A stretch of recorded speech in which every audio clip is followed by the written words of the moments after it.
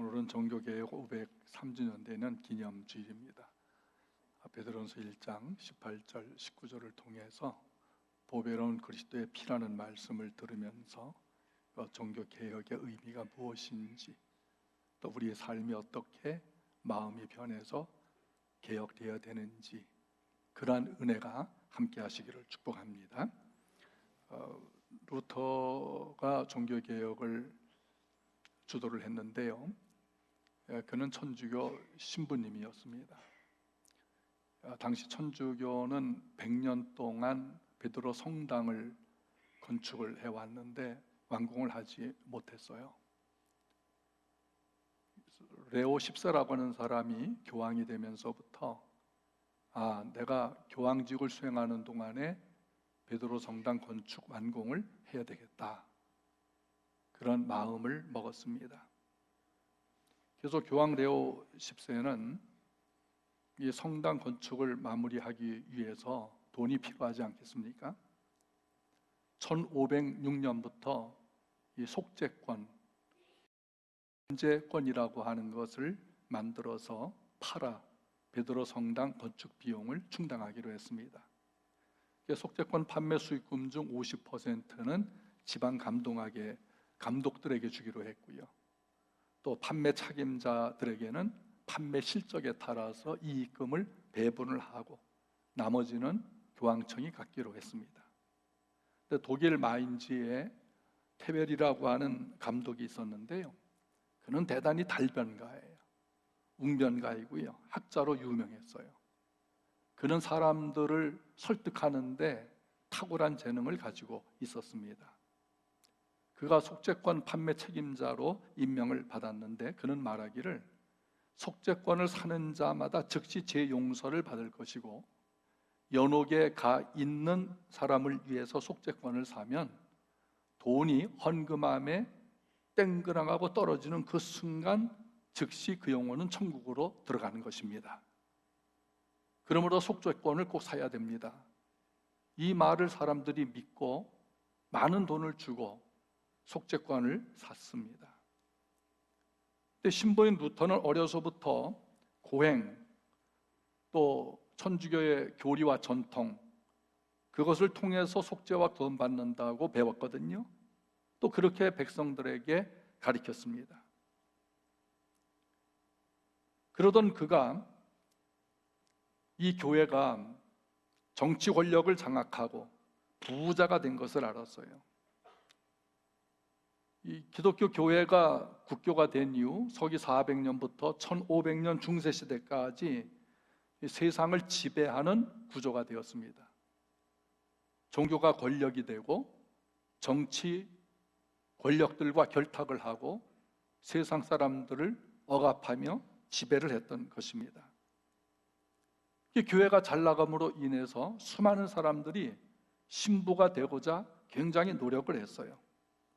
성직으로, 돈으로 성직을 사게 됐고요, 신부들은 불륜을 통해 사생아를 낳고 자식들에게 신부직을 계승해 주기도 있었습니다. 이러한 교회 제약들이 종교 권력을 가진 자들에 의해서 가리워지고, 백성들은 교회 비리를 알면서도 마녀 사냥을 통해서 해를 받을까 두려워하여 항거하지를 못했습니다. 루터는 고행을 하면 할수록 죄의 짐이 더 무거워지는 것을 알게 됐어요. 죄책감에서 벗어날 수가 없었습니다. 나는 천주교에서 말하는 전통도 잘 지키고 교리도 지키고 고행도 하는데 왜 내 마음은 더 무거울까? 왜 죄책감은 더 심할까? 생각했습니다. 그는 성경을 자세히 보았습니다. 구원은 오직 하나님이 주시는 은혜다. 오직 의인은 믿음으로 말미암아 사는 것이다. 이 말씀에 은혜를 받았어요. 로마 교황청의 제사함과 구원은, 그리고 속죄받는 것은 속죄권을 사야 되는 것이 아니고, 전통을 지켜야 되는 것이 아니고, 고행으로 다는 것이 아니고, 오직 예수 그리스도 보배로운 피로 되는 것입니다. 하나님의 은혜로 받는 것입니다. 편지를 써서 교황청에 보냈습니다. 교황청은 편지를 받고 전통을 무시하는 루터를 신부직에서 파면을 했습니다. 루터는 그때 하나님의 은혜만을 자랑하라 이 음성을 들었어요. 그리고 파면장을 불살라 버렸습니다. 1517년 10월 31일 무터는 로마 교황청이 성경적으로 어떻게 잘못되었느냐라는 질문 95개 문항의 반박문을 비덴베르그 성당에 붙이고 교회 개혁을 선언했습니다. 교황청은 2차로 파면장을 보내고 1521년 4월 17일 독일 국회로 출두하라는 소환장을 보내며 너의 주장을 철회하지 않으면 죽여버리겠다 했습니다. 그때 루터는 나는 굳게 여기 서 있습니다. 나는 절대적으로 성경을 의지합니다. 내 믿음은 하나님 앞에서 변질될 수가 없습니다. 왜냐하면 하나님께서 나를 도우시기 때문입니다. 하면서 굽히지 않았어요. 사랑하는 성도들, 우리도 하나님 앞에 굳게 서기를 바랍니다. 성경적 믿음 위에 굳게 서기를 바랍니다. 하나님의 도움을 믿으십시다. 교황청은 루터의 책을 모두 불태우고 가르치는 일, 설교하는 일 다 금지시키고 체포령을 내렸습니다. 그는 도망갔어요. 프레드리 공이라고 하는 분이 숨겨줘서 발트부르크성에 은신하며 신약성경을 독일어로 번역해서 모든 사람들이 성경을 마음 놓고 읽고 하나님의 은혜를 받을 수 있도록 했습니다. 1522년 비덴베르그로 돌아와 개혁운동에 더욱 불을 당겼습니다. 제사함과 구원 어떻게 받는 것일까? 18절에 너희가 알거니와 너희 조상이 물려준 헛된 행실에서 대속함을 받은 것은 은이나 금같이 없어질 것으로 된 것이 아니요. 대속이라고 하는 단어는 포로되어 잡혀가서 노예가 된 사람이 있는데 누군가 대신 몸값을 지불해주고 자유를 얻게 한 것을 의미하는 단어입니다. 그러니까 18절은 인간은 죄를 짓고 죄의 노예가 돼서 하나님을 떠나 저주받고 지옥을 가게 되었는데 어떻게 그 죄를 대속받고 곧 용서받고 하나님 백성이 돼서 구원을 받게 되었을까를 설명하고 있어요. 인간의 행실로 된 것 아니다. 금이나 은이나 돈을 내서 속죄함받아 구원받은 것이 아니다라고 단언하는 것입니다. 구원과 관련해서 하나님은 인간과 세 가지 언약을 맺으셨어요. 김남준 목사님이 쓴 구원과 하나님의 계획이라는 책을 제가 참고로 해서 설명을 합니다.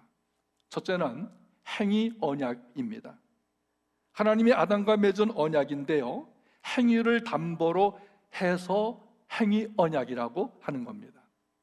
창세기 2장 16절 동산 각종 나무의 열매는 내가 임의로 먹되 선악을 알게 하는 나무의 열매는 먹지 말라. 내가 먹는 날에는 반드시 죽으리라. 행위 언약의 당사자는 하나님과 아담이에요. 그러나 아담은 하나님이 금하신 것을 범해서 관계가 깨졌습니다. 단절됐죠. 그 결과 죽게 되었는데 세 가지 죽음의 저주를 받게 되었어요. 육신이 죽었어요. 영적으로 죽었습니다. 영원한 죽음, 지옥에 가서 영원한 형벌을 당하게 됐어요. 이 저주는 하나님과 관계 단절된 것이 가장 큰 저주고 형벌이었던 것입니다. 코로나19로 가장 답답한 것이 무엇입니까? 거리두기로 만나지 못하고 대화하지 못하고 소리치지 못하고 같이 먹지 못하고 확진된 사람을 홀로 격리가 돼서 있다는 것입니다. 한마디로 교제의 관계가 단절이 돼버린 거예요. 하나님이 인간과 맺은 언약은 즐겁고 기쁘게 지킬 수가 있었어요. 왜냐하면 에덴 동산의 모든 것은 내가 임의로 먹되 선악과만 내가 먹지 말라. 단 한 가지예요. 나머지 모두 하나님 말씀 생각하며 교제하며 즐겁게 먹고 즐기며 살 수가 있었던 것입니다. 그런데 인간이라는 건요, 탐욕이 있어. 교만해요. 죄의 병에 걸리면 하나님과 관계가 끊어지고 거스르고 사는 것이 더 즐거운 본성, 곧 죄의 성량이 더 즐거운 그 본성을 인간이 갖게 되었습니다. 하나님과 관계를 다시 복원시키지 아니하고는 인간이 인간답게 회복되는 것은 불가능한 것입니다. 하나님과의 관계를 어떻게 회복할 수 있을까요? 사람들 생각하기를 교회를 잘 나가고 착하게 살고 고행을 하고 선행을 많이 하면 될 것이다. 또 율법을 잘 지키면 되지. 성경이 말하는 구원의 방법, 곧 죄인을 구원하시는 하나님의 사랑을 잘못 이해하고 있습니다. 로마서 3장 20절 모든 사람이 죄를 범하였기에 율법의 행위로 의롭게 될 사람은 한 사람도 없다고 합니다. 율법이 100개 있으면 100개 다 지켜야 되죠. 1000개가 있으면 1000개를 다 지켜야 되고 1억 개가 있으면 1억 개 율법을 다 지켜야 되지. 다 지키다가 단 한 가지만 어겨도 그 사람은 죄인이 되는 것입니다. 그 인간이 율법을 다 지키면 다 지켰기 때문에 의인이 되고 구원받을 수가 있는데 율법을 다 지킬 수 있는 사람은 한 사람도 없어요. 그래서 이 행위 언약은 인간의 욕망으로 인하여 깨어졌어요. 하나님과 관계가 완전히 단절돼서 저주를 받게 된 것이에요. 두 번째, 부속 언약입니다. 스가랴 6장 13절에 평화의 의논이 있으리라는 말씀이 나옵니다. 인간의 죄로 말미암아 하나님과 깨어진 관계를 복원시키기 위해서 성부 하나님, 성자 예수님, 성령 하나님, 삼일체 하나님이 모이셔서 인간의 구원을 위한 의논을 하신 것입니다. 부속 언약의 내용은 성부 하나님께서 성자 예수님에게 사람의 몸을 입혀 성령으로 잉태해서 세상에 태어나게 하시고 예수가 세상에 있는 동안 아버지 하나님이 함께 하시고 고난받아 죽으시면 다시 살리셔서 만왕의 왕 만주의 주로 하늘과 땅의 모든 권세를 주실 것을 약속을 하셨습니다. 성자 예수님은 아버지 하나님께 순종해서 비천한 인간의 몸으로 세상에 태어나 인간이 당하는 고통을 다 당하시고 율법을 100% 순종을 하시고 인간의 죄를 짊어지시고 십자가에 죽으실 것을 약속을 하셨습니다.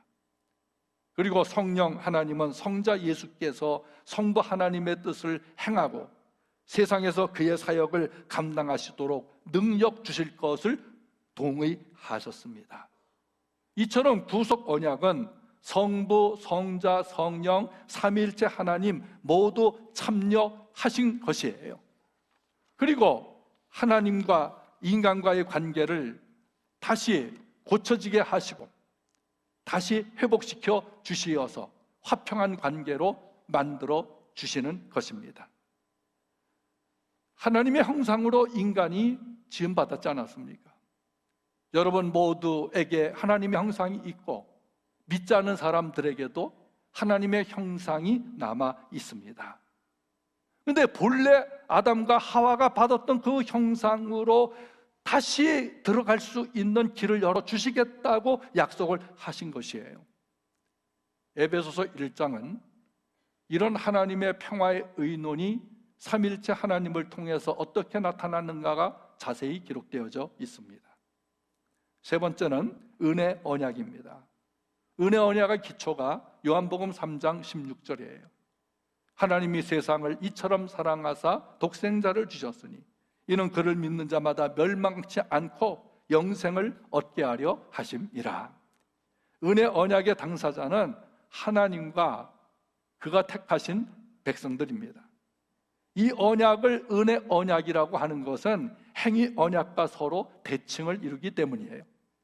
행위 언약은 행위를 담보로 하나님과의 관계가 유지되었지만 은혜 언약은 행위를 담보로 해서 된 것이 아니라 죄인들을 불쌍히 여겨주시는 하나님이 주시는 긍휼, 그 은혜로 속죄함과 구원을 받게 하신 것입니다.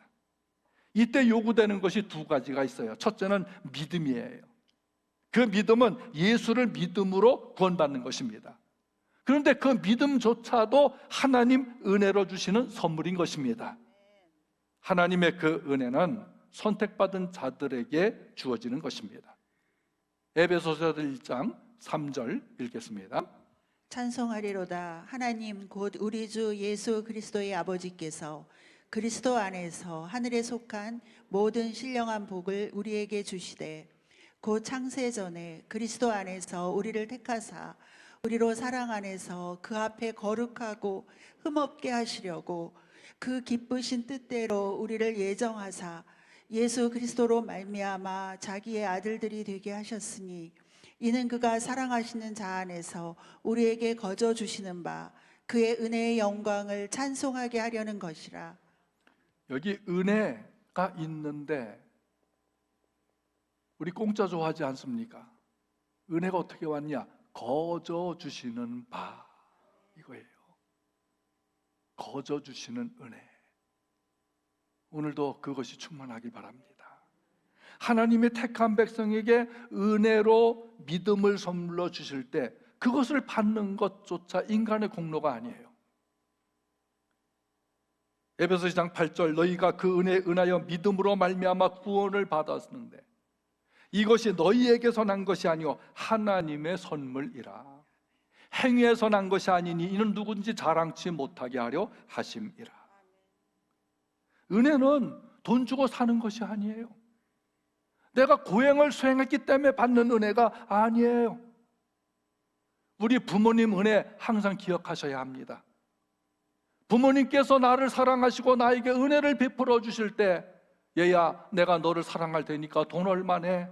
너에게 은혜를 베풀어 주고 잘 키워줄 테니까 어디를 다녀와 이렇게 고행을 시키던가요? 내가 너를 사랑하고 은혜를 베풀어 그게 돈으로 대san 것입니까? 부모님 은혜도 그러와 거저 주셨는데 우리를 구원 주시로 작정한 하나님의 선물, 그 은혜, 인간의 공로 아닙니다. 내가 너희에게 거저 주시는 바, 그 은혜의 선물, 믿음인 것입니다. 배워서가 아니에요. 봉사훈련, 성경 많이 읽어 착해서 아니에요. 인간의 공로가 없어요. 하나님의 은혜로 된 것입니다. 죄인인 인간이 죄사함과 구원받게 하시는 하나님의 은혜가 구체적으로 무엇일까? 19절 오직 흠없고 점없는 어린 양 같은 그리스도의 보배로운 피로 된 것이니라. 흠없고 점없다는 것은 완전 무결함을 의미합니다. 인간 중에 완전한 사람 있나요? 흠없고 결점이 없는 사람을 보셨나요? 모든 사람이 죄를 범해서 완전 무결한 사람 한 사람도 없습니다. 여러분 어떻습니까? 완전합니까? 나 죄 한 번 안 졌어. 나는 사랑만 하며 살아. 미워한 적 없고 거짓말한 적 없고 항상 화목하기만 했어. 자신할 수 있습니까?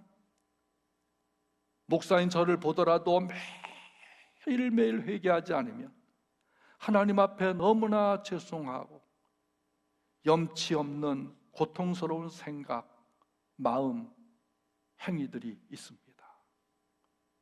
이미 하나님은 약속하셨어요. 내가 지은 과거의 죄, 현재의 죄, 미래의 죄까지 내가 십자가에 다 짊어졌다. 내가 내 죄를 기억도 하지 아니하리라. 하나님은 기억하지 않으신데 나는 기억나거든요. 그래서 매일매일 십자가 공로 의지해서 회개를 합니다. 여러분, 야고보서 4장 17절에 선을 알고도 행하지 않는 것은 죄다. 이 말씀이 저희 양심을 찔러 매일 괴롭혀요. 회개하지 않을 수가 없어요.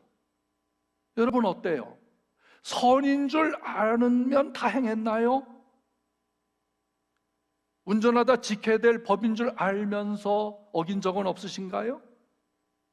우리 완전히 못 지킵니다. 인간의 모습은 겉으로는 아름다워 보여도 속을 들여다볼 수 있다면 앞에서 봐도 죄인이고 뒤에서 봐도 죄인이고 옆에서 봐도 죄인이고 위에서 내려다봐도 죄인이고 아래에서 올려다봐도 죄인이고요. 마음을 볼 수 있다면 그 마음을 봐도 만물보다 부패한 것이 인간이 죄인이라고 하는 사실입니다. 여러분 중에 나는 죄진 적이 없어, 죄인이 아니야, 법을 다 지키고 살아, 하나님이 요구하신 대로 율법을 지켰고 미워한 적 없고 싫은 적도 없고 다 화목했고 나는 완전한 인간이야, 자신할 사람 있습니까? 사람은 흠과 티가 많습니다. 그런데 19절은 예수님은 흠과 티가 없다, 점 하나도 발견할 수가 없다라는 거예요. 예수님을 어린 양이라고 해요. 요한복음 1장 29절에 세례 요한이 예수님을 보고 세상 죄를 지고 가는 하나님의 어린 양이로다 표현을 했습니다. 어린 양은 출애굽기 12장에 나오는 유월절 어린 양에 대비시킨 것입니다. 이스라엘은 애굽의 노예였어요. 하나님께서 이스라엘을 해방시키려는 계획을 세우시고 모세를 통해서 애굽의 10가지 재앙을 내려서 바로 왕이 이스라엘을 보내도록 하라고 하셨습니다. 9번 재앙을 받았는데 바로 왕이 까떡없어요. 오히려 더 교만해지고 강팍해서 보내주지 않았어요. 10번째 재앙 전에 하나님의 백성들에게 어린 양을 잡아 그 피를 문설주에 바르면 죽음의 천사가 그 집을 넘어가고 유월하고 넘어가고 어린 양의 피가 없는 집에 맏아들과 가축의 첫 새끼들은 다 죽으리라 하셨습니다. 믿고 순종하는 백성들은 어린 양을 잡았어요. 그 피를 문설주에 발랐어요. 그리고 그날 밤을 보냈어요. 믿지 않는 사람들은 어린 양을 잡아서 피해 바른들 무슨 오늘 저녁에 맏아들이 죽고 가축 새끼가 죽는다 그래. 불신하는 백성들은 어린 양을 잡아 피를 바르지 않았어요. 10번째 재앙의 날이 임하는 밤이 되었습니다. 죽음의 천사가 집집마다 쫙 지나갑니다. 어린 양의 피가 문설주에 발려있는 집은 그대로 유월해서 넘어갔습니다. 피가 없는 집에서 한밤중에 통곡 소리가 들렸습니다. 다 맏아들이 죽은 거예요. 가축의 첫 새끼가 죽은 거예요. 이때 애굽왕 바로 왕의 맏아들 세자 왕자가 죽었어요. 역사적으로 보면 그게 사실이에요. 애굽 전역에 통곡이 있었어요. 그때서야 바로 왕은 항복하고 이스라엘을 보냈습니다. 19절은 유월절 어린 양을 그리스도 예수님이라고 알려주는 것이에요. 고린도서 5장 7절 우리의 유월절 양 곧 그리스도께서 희생되셨느니라. 예수님은 흠과 티가 없는 하나님의 어린 양이십니다. 예수님은 참 하나님인 동시에 참 사람의 몸으로 이 세상에 오신 것은 하나님만이라면 죽을 수가 없잖아요. 인간의 몸으로 오셔서야 죽음으로 우리 죄를 위한 피를 흘리는 거예요. 제물이 되실 수가 있는 거예요. 인간은 죄를 짓는 능력은 있지만 그 죄값을 갚을 능력은 없습니다. 죄값은 죽음이고 지옥의 영원한 고통을 받는 것이에요. 하나님이 우리를 사랑해서 예수님을 대리자로 세워 속죄함을 주셨기에 우리가 영원히 받을 형벌에서 면제가 되고 하나님 백성으로 천국 시민권자가 될 줄로 믿습니다. 그래서 그리스도의 보배로운 피, 유월절 어린 양의 피를 바르라 믿고 한 그 집 살아났듯이 예수 그리스도의 보배로운 십자가의 그 피, 그 예수 믿는 자에게 속죄가 있는 것입니다. 이 보배랍다고 하는 뜻은 귀중한, 값이 너무나 비싸고 너무나 고귀해서 무엇과도 바꿀 수 없고 살 수도 없다는 가치를 말합니다. 십자가에 예수께서 못 박혀 죽으실 때 흘린 피, 보배로운 피입니다. 사람은 죄가 있기 때문에 그 피가 더러워요. 저 더러운 피의 자식, 이런 말 하지 않습니까? 피제사로 속죄하는데 인간의 피는 죄로 더러워져서 죄사함을 받을 수가 없어요.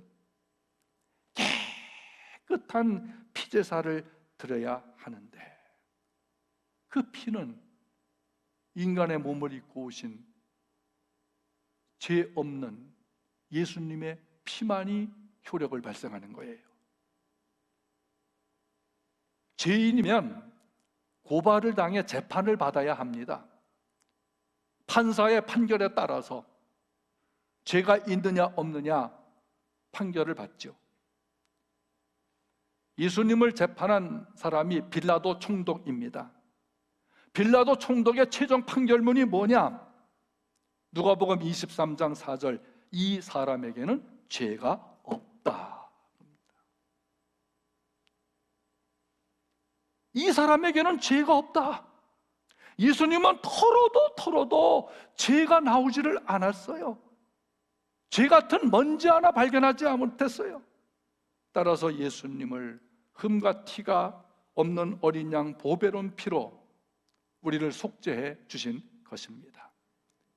요한일서 1장 7절, 그가 빛 가운데 계신 것 같이 우리도 빛 가운데 행하면 우리가 서로 사귐이 있고 그 아들 예수의 피가 우리를 모든 죄에서 깨끗하게 하실 것이요. 예수의 피는 우리 죄를 용서하고 씻어내는 깨끗한 보배로운 피인 것입니다.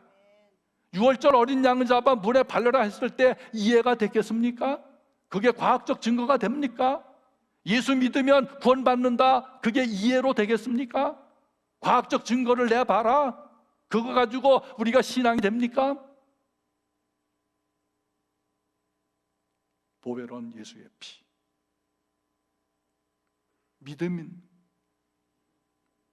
믿어야 합니다. 보배로운 예수 피가 내 속을 깨끗이 할 때, 내 마음을 정결하게 줄 때 그가 속죄받고 구원받고 새 사람이 되어지는 것입니다. 내 주의 보혈은 정하고 정하다, 내 죄를 정케 하신 주 날 오라 하시네. 내가 주께로 지금 가오니 십자가의 보혈로 날 씻어 주소서. 약하고 추해도 주께로 나가면 힘 주시고 내 추함을 곧 씻어 주시네. 내가 주께로 지금 가오니 십자가의 보혈로 날 씻어 주소서. 사랑하는 사람 성도들이요, 이 세상에 내가 행복이라고 생각하고 복받았다고 생각하는 것들이 많이 있겠지만 죄인이 예수의 보배로 피로 속죄함 받은 것이 큰 복인 것입니다. 그 한없이 넓고 큰 은혜를 하나님이 예수님을 보내주셔서 그 피로 우리의 모든 죄악을 씻어 주셨어요. 그 피가 여러분 마음속에 큰 증거가 되시기를 바랍니다. 그게 되어서야 우리는 하나님 앞에 나가고 하나님과 화목하고 하나님과 달전단 갱가가 완전히 회복돼서 하나님과 친밀한 교제를 찬양으로, 기도로, 삶으로 나눌 수가 있게 되어진 것입니다. 예수 그리스도의 보배로운 피는 우리가 지은 죄값을 대신 치러주시고 덮어주시며 마음을 평안하게 해주셨습니다. 예수님은 죽음으로 우리는 하나님과 화목하게 되었고 이웃과 화목하고 사랑하며 살게 되었습니다. 예수님의 보배로운 피로 하나님 자녀 되어 하늘나라 백성이 되어졌어요. 예수님의 보배로운 피로 우리는 영원한 기업을 받고 부활 영생을 누리게 되었습니다. 그 종교 개혁은 하나님의 은혜를 부정하고 예수님 십자가 보혈의 공로와 성령의 거듭나게 하시는 은혜로 구원받는 것을 부정하고 교회의 권력과 전통과 잘못된 교리 가르침으로 돈을 사랑하는 우상 숭배와 도덕적 타락으로 인간을 더 옥죄고 있는 그런 교회에 대항을 해서 교회를 성경적으로 되돌려 놓기 위한 하나님의 섭리였습니다. 종교개혁은 5가지 조항을 원리로 하고 있습니다. 첫째, 오직 성경입니다. 천주교의 오래된 전통이 아니다, 교리가 아니다, 그들의 습관이 아니다, 교황의 말이 아니다. 오직 성령의 감동으로 된 하나님의 말씀 성경만이 신앙과 생활의 유일한 법칙입니다. 그러므로 오직 성경으로 돌아가야지 교회 전통으로 매고 교리로 매고 습관으로 매고 의식으로 매고 그러면 그럴수록 죄짐이 더 무거워져.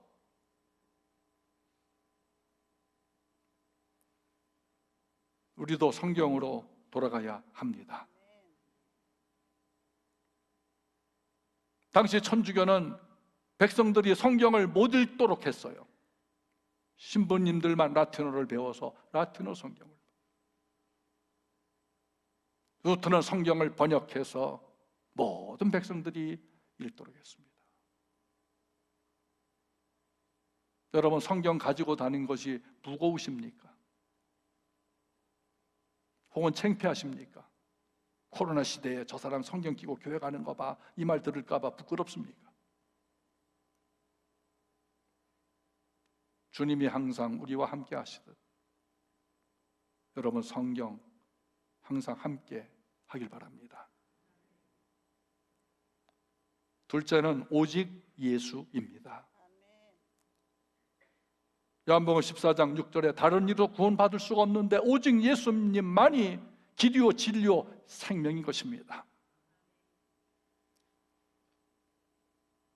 천주교는 교황은 죄가 없다고 가르쳐요. 교황 무호서를 만들었어요. 교황 말이 성경을 능가하고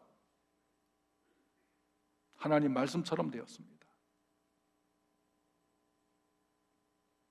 의인은 없으니 하나도 없습니다. 교황도 죄인입니다. 회개해야 됩니다. 오직 예수, 그거 하나면 됩니다. 오직 예수를 가르쳐 주는 것이 성경입니다.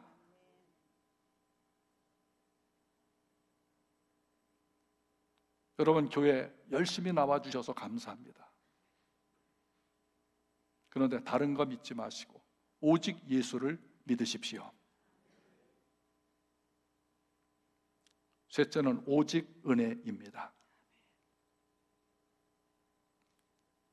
너희가 그 은혜에 인하여 믿음으로 말미암아 구원을 받지 않았느냐. 그런데 이것도 너희에게서 난 것이 아니야.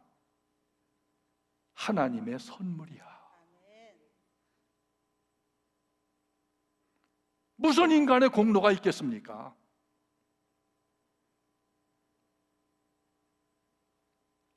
넷째는 오직 믿음입니다.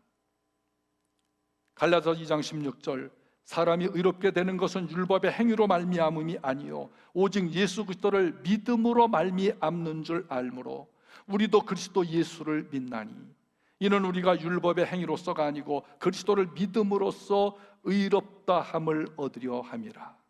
율법의 행위로서는 의롭다함을 얻을 육체가 없느니라. 율법을 지키려고 애쓰면 애쓸수록 더 고통스러운 거예요. 왜? 잘 지키다가 하나 어기니까 너무나 고통스러워. 사도 바울 얼마나 훌륭합니까? 구원받아 선교사로 엄청난 쓰임을 받을 그 시대에 나는 너무나 고통스러워, 너무나 공고해요. 내 마음은 하나님의 법을 따라가는데 내 육신은 자꾸 죄를 지으려고 해요. 이 저주의 몸에서 누가 나를 건져내라. 감사합니다. 하나님. 오직 그리스도 예수 안에서 심판받음이 없나니. 할렐루야. 예수 안에서가 뭐예요? 믿음입니다. 하나님께서 우리에게 믿음을 주셨어요. 그 믿음이 겨자씨만한 믿음이라도 주님은 받아주실 겁니다. 그런데 그 작은 믿음, 구원받은 믿음을 작다고는 할 수 없죠. 엄청난 믿음이죠. 근데 그 믿음을 키워야 합니다. 씨앗을 심어 싹이 나면 물 주고 거름 주고 잘 봐서 화초를 키우지 않습니까? 우리 사랑하는 성도들, 믿음을 키우시기를 바랍니다. 예배 나와서 믿음을 키우시고, 성경 보면서 믿음을 키우고, 말씀 들으면서 믿음을 키우고, 봉사하면서 믿음을 키우고, 시험 들어도 그 시험을 이기면서 믿음을 키웁시다. 어떤 고난이 왔어도 믿음으로 승리하며 커가는 믿음이 되길 바랍니다. 설령 교회 공동체 안에 내가 보기 싫은 사람이 있거든. 그분 때문에 내 믿음이 키워져야 돼.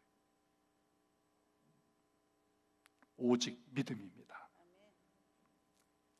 다섯째는 오직 하나님께 영광입니다. 고린도 10장 31절, 그런 정도가 먹든지 마시든지 무엇을 하든지 다 하나님의 영광을 위하여 하라. 하나님의 영광을 위하여. 인간의 삶의 목적이 뭐예요? 하나님께 영광 돌리고 즐거워하며 사는 것입니다. 오늘 예배하는 성도들, 교회에서나 집에서나 행복이 있기를 바랍니다. 그 행복은 하나님으로부터 오는 거예요. 하나님 때문에. 하나님의 영광. 근데 코로나 바이러스로 인해서 하나님의 영광이 드러나는 것도 있고 하나님의 영광이 가리워지는 것도 있어요. 하나님의 영광 받으시는 최고의 가치를 뭐라고 배웠습니까, 여러분? 제가 뭐라고 가르쳤어요? 그게 예배라고 그랬어요. 최고의 가치, 하나님과 나와 교통할 수 있고 내 삶을 주님께 드릴 수 있고 헌신할 수 있고 친밀해질 수 있는 예배. 유월절 때는 어린 양을 잡아 바쳤으며 너희 몸을 하나님 앞에 산제사, 산예배로 드릴 때 하나님 최고의 영광을 받으시는 거예요. 코로나가 이 예배를 못하게 했잖아요. 국가가 법으로 예배를 금지할 때 저는 다 이해를 합니다. 그리고 순종을 했어요.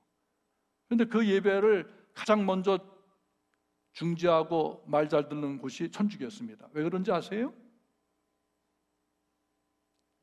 천주교는 우리 예배를 미사라고 하죠. 미사 때에 신부님이 떡을 해서 성도들 한 사람 한 사람 입에 넣어줘야 됩니다. 그게 예배가, 그래야 예배가 되는 거예요. 마스크 쓰고 어떻게 받아 먹습니까? 직접 대면해야 되는데 그 떡을 어떻게 먹습니까?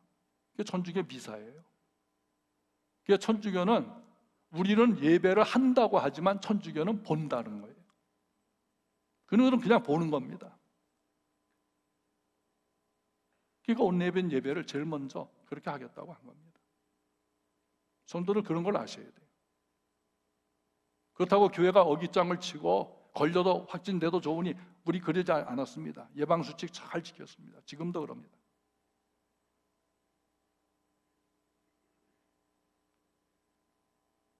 저는 어느 교회가 성찬식을 온라인으로 했다고 해서 깜짝 놀랐습니다. 그 목사님은 신학을 어디서 했을까?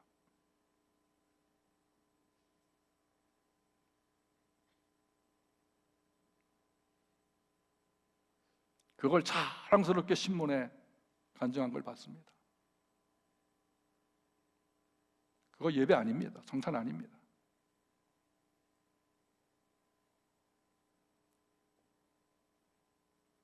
하나님과의 나와의 친밀한 관계를 그의 허영으로 하시면 안 됩니다.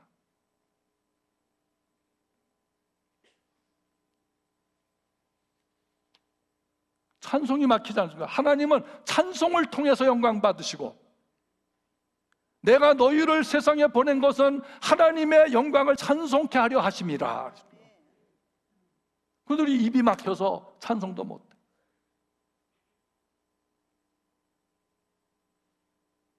어떤 교회는 찬송이 화면에 뜨면은 소리내서 부르지 말고 그냥 속으로 읽어라.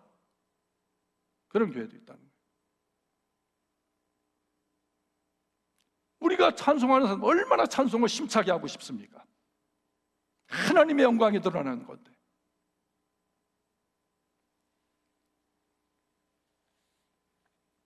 코로나로 하나님의 영광이 가려진 곳도 있지만 여러분들을 통해서 하나님의 영광이 더 드러날 줄로 믿습니다.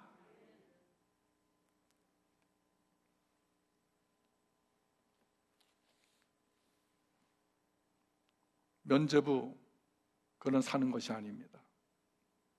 구원도 사는 것이 아닙니다. 지금 한국 교회는 전도의 문이 막혔다고 합니다. 왜 막혔을까? 교회가 사회와 공감 능력이 부족해. 종교개 당시 천주교회는 종교 권력, 세상 정치 권력 다 차지했어요. 교황이 세상의 왕들을 임명할 정도였으니까. 물질도 많아졌어요. 성경보다 교회 전통, 교황청이 만든 교리가 우선해서 세상을 지배하고 백성들과 공감하지 못했습니다. 은혜가 없어진 교회예요. 여러분 상상해 보세요. 내가 교회를 다니고 예수를 믿는데 은혜를 못 받고 있어. 그건 시체입니다.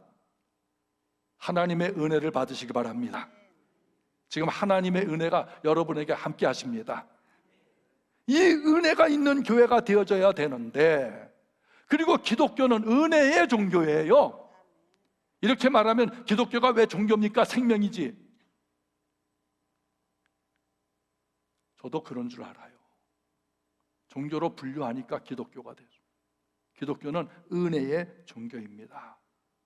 긍휼에 풍성하신 하나님이 은혜로 예수님을 보내주셨어. 예수님이 오셔서 사람들과 소통을 하시고 긍휼히 베풀어 주신, 이 긍휼과 베풀어 오시고 소통하고 공감을 해주신 거예요. 로마서 12장 15절에 즐거워하는 자들과 함께 즐거워하고 우는 자들과 함께 울라고 하셨습니다. 하나님이신 예수님께서 인간과 공감하기 위해 인간의 약하고 비천한 몸을 입고 오셨습니다. 인간이 당하는 모든 고난과 핍박, 시험, 눈물, 기쁨, 연약함, 상처, 고통, 아픔, 가난 다 당하셨어요. 히브리서 4장 15절 우리에게 있는 대제사장은 우리의 연약함을 다 체험하셔서 우리를 동정을 하시고 긍휼을 베풀어 죄가 없으시면서도 고난받는 이들과 함께 울고 즐거운 자들과 함께 먹고 마시고 기뻐하셨습니다. 교회가 사회와 공감 능력이 있어야 돼요. 교회는 예수 믿는 우리입니다. 여러분은 다 사회로 나갑니다. 저도 나갑니다. 그러니까 교회가 사회와 공감 능력을 가져야 된다는 것은 여러분 한 사람이 사회 사람들과 좀 공감을 해주라는 거예요. 여러분 담임 목사인 제가 왜 정치는 안 하지만 연합운동에 그렇게 열심히 참여하신 줄 아세요? 제가 무슨 사회연합운동에서 무슨 장자리 차지하려고 하시는 줄 아세요? 저 절대 그런 생각 갖지 않습니다. 제가 무슨 뭐가 됐다고 했을 때 저는 다 추대받아 됐지 하고 싶어서 된 건 없습니다. 제가 왜 연합운동에 열심히 하느냐? 복지단체와 연결하고 무슨 방송을 하고 성시화를 하고 연합운동을 왜 하느냐? 그걸 통해서 사회와 소통하기 위해서, 공감하기 위해서. 여러분 교회 생활에서 내 교회만, 우리 교회만, 오늘의 교회만 최고야, 오늘의 교회만 교회 같아, 오직 우리 교회, 우리 그거 주님이 원하시는 게 아니에요. 땅끝까지 이르러 복음을 선포하라고 하는 그 메시지를 주님께서 주셨는데 갇혀있는 성도가 돼서는 되겠어요? 교회에 갇혀있는 목사가 돼서 되겠어요? 그리스도 예수의 보배로운 피는 세상 모든 사람들에게 전파되어야 합니다. 그게 선교예요. 전도예요. 지난주 우리 성도들이 전도 나갔을 때 춘천 시민들 대부분이 받아줬습니다. 물론 어떤 분들은 피해서 간 분들도 있겠죠. 그 피해원들은 왜 피해 갔겠나 생각해요. 100명을 전도했는데 한 명이 피해 갔어도 그 한 사람은 왜 피해 갔을까? 공감 능력을 우리가 높여야 합니다. 오늘 전도가 막혔다고 했다면 막혔다면 뚫어야 되지 않겠어요? 목사를 볼 때 걸림돌이 되고 성도들을 볼 때 교회 가기 싫어, 예수가 싫어 이러면 되겠습니까? 어떻게 뚫을 수 있을까? 예수님의 보배로운 피로 우리 자신들이 먼저 깨끗해져야 합니다. 종교역 정신인 오직 성경, 오직 예수, 오직 은혜, 오직 믿음, 오직 하나님께 영광을 위해 순종하며 진실한 믿음으로 하나님 살아 계시니 함께 하심을 생명을 다하는 예배로 보여주길 바랍니다. 그리고 이웃과 소통하며 공감하고 착한 일을 통해 하나님 세상의 빛과 소금 되어 하나님께 영광 돌리는 온 우리 가족이 되기를 예수님의 이름으로 축원합니다. 축원합니다. 예.